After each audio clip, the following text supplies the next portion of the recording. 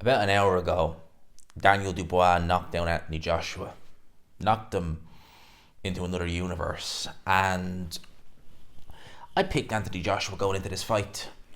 Felt that he was just the better of the two, and that he just had the higher ceiling, and that it was just his time again. That's what I thought.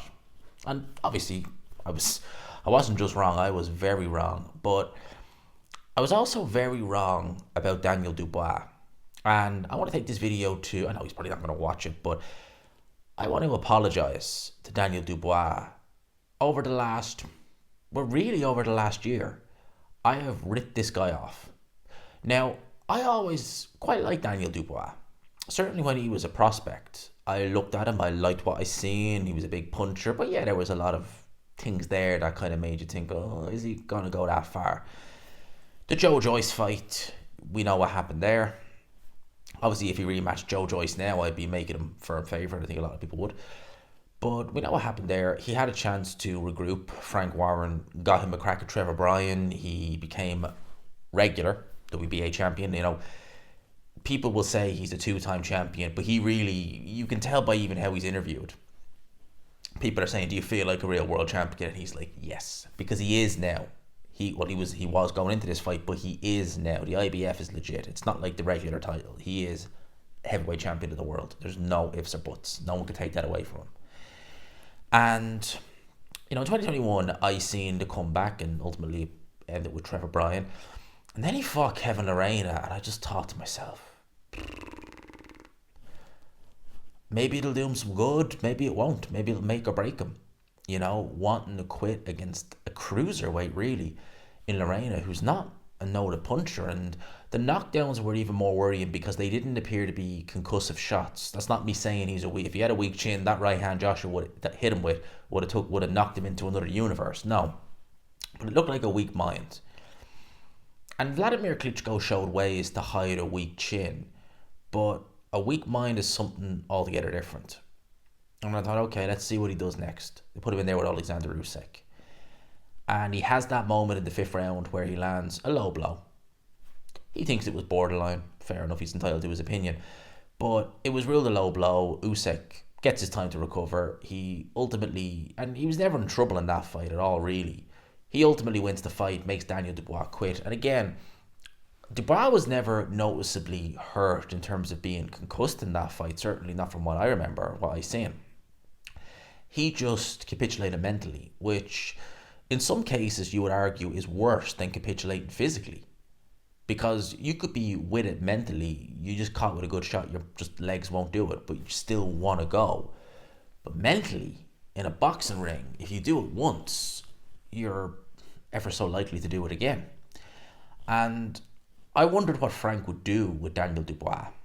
I kind of thought, now even bear in mind he was only about 25 years old, going on his 26th birthday when he fought Alexander Usyk, but I was still thinking, Jesus, he's done that twice now, and once behind closed doors and once on a big stage. Like, does he have it in him? And I thought that. I was like, does he have it in him? Frank puts him in the deep end against Jarrell Miller, and I thought, right, well, I don't trust him.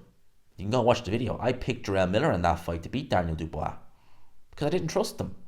I thought, okay, I could see how Dubois wins, but if it gets tough in there, what's he going to do? Is he going to bite down on his gum shield? Is he going to fight through it? Or is he going to do what he's done in the past? And there was moments there where I really did think, okay, he's falling apart. But he didn't. He took what Jarrell Miller had.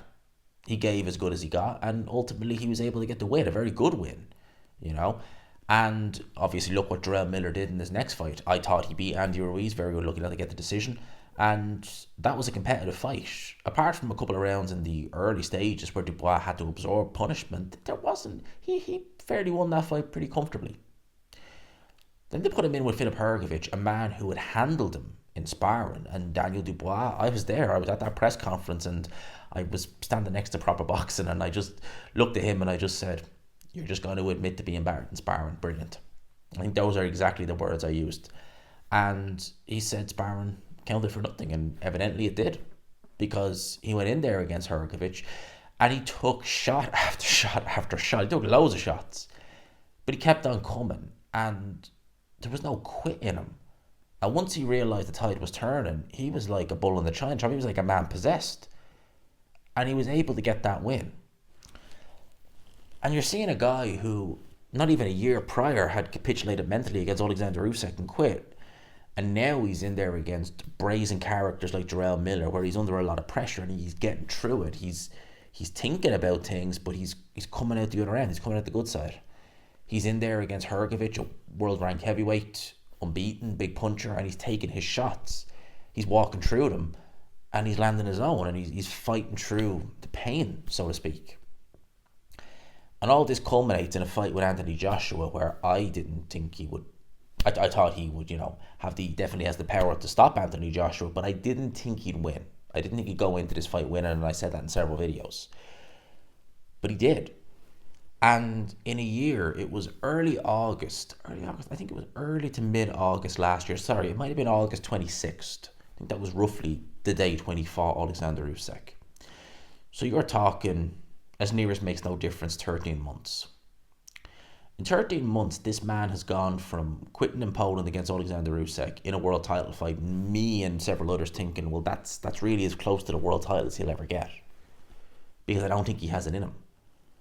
To headlining at Wembley Stadium, defending his IBF title and really proving that he is a real world champion, that he is the fighter Frank has told us for years he is.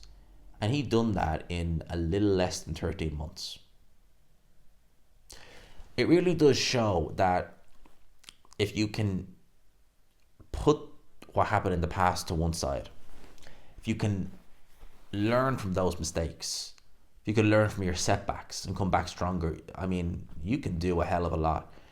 And a guy quit against Alexander Usyk end of August last year. A year later, in front of 96,000 fans, he beats the living crap out of Anthony Joshua and stops him. And that's a story right there. But it also tells you that those losses don't define you.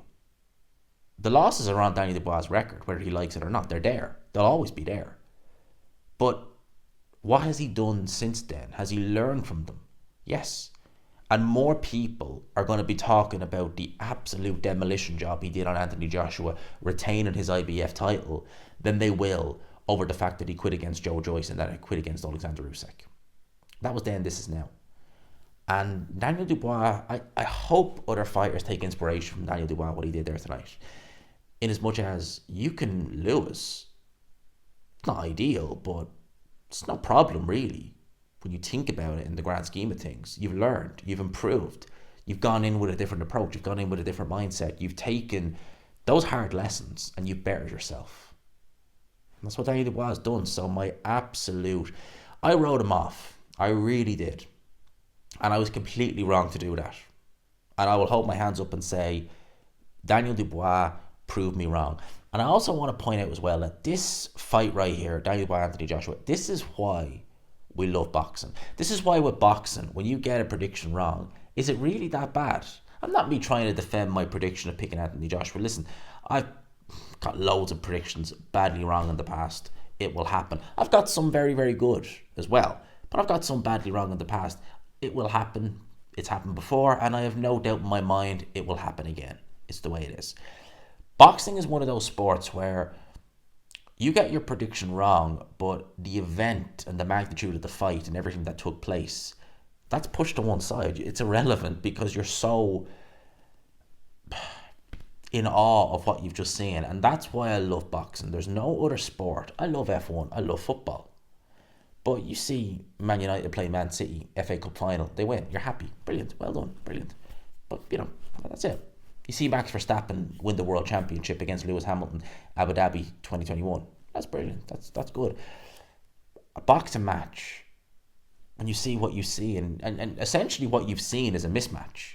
You've seen one guy beat the living crap out of a guy for 5 rounds and then knock him out brutally. But you're going to be talking about that for weeks to come. You're still buzzing about it. You're still like, oh my God, I can't believe I want to see it again. That's what boxing does. And that's why this sport is it's the best. Bar none. And that's what I got to say on that. Credit to Daniel Dubois, IBF heavyweight champion of the world. No one will ever take that away from you. And a great performance. Credit to him. I'll leave it there. I hope you enjoyed it, people. Smash the like button if you could. Hit subscribe, of course. As always, if you haven't already. Peace.